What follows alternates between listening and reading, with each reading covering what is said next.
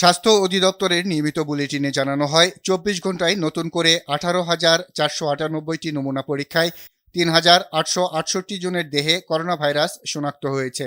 গত ২৪ ঘন্টায় যা পরীক্ষা হয়েছে তাতে শনাক্ত হয়েছে ৩,৮৬৮টি। ২৪ ঘন্টায় শনাক্তর হার ২০.৯১%। ২৪ ঘন্টায় আরও ১,৬৩৮ জন সহ সুস্থ হয়েছেন ৫৩,১৩৩ জন। এদিকে রাজধানীর মুগদা মেডিকেল কলেজ ও হাসপাতালে নমুনা দিতে এসে শারীরিক দূরত্ব না মেনে লাইনে দাঁড়াতে হচ্ছে।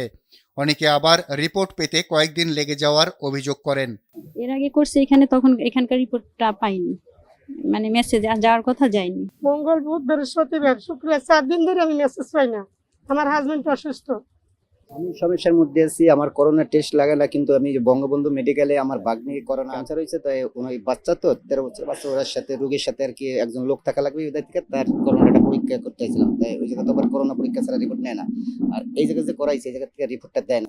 হাসপাতালের পরিচালক দাবি করেন, নির্ধারিত সময়েই তারা রিপোর্ট দিচ্ছেন, তবে জনবলের সংকট থাকায় অনেক সময় কিছু সমস্যা হচ্ছে। আমাদের হসপিটালে যেটা হয়, এখানে আমরা 48 ঘন্টার মধ্যে রিপোর্ট দিয়ে দিই। এখানে যেটা এরা নতুন শুরু করছে, তো এদের আসলে পুরো সিস্টেমটা তাদের মানে আয়ত্তে আনতে রিপোর্ট এইভাবে রেগুলার করতে একটু সময় লাগছে। প্রথমে 7 দিন লাগতো, এখন তারা কথা দিচ্ছে তারা 4 দিনের মধ্যে রিপোর্ট দেওয়ার চেষ্টা করে।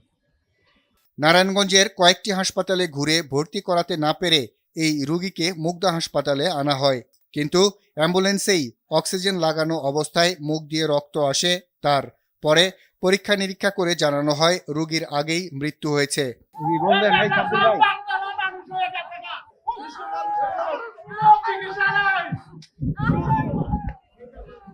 স্বাস্থ্যকর্মী সংকটের অভিযোগ করলেন রোগীর স্বজনরা। নন পজিটিভ করোনা রোগীর জন্য আলাদা ওয়ার্ড দাবি করেন তারা।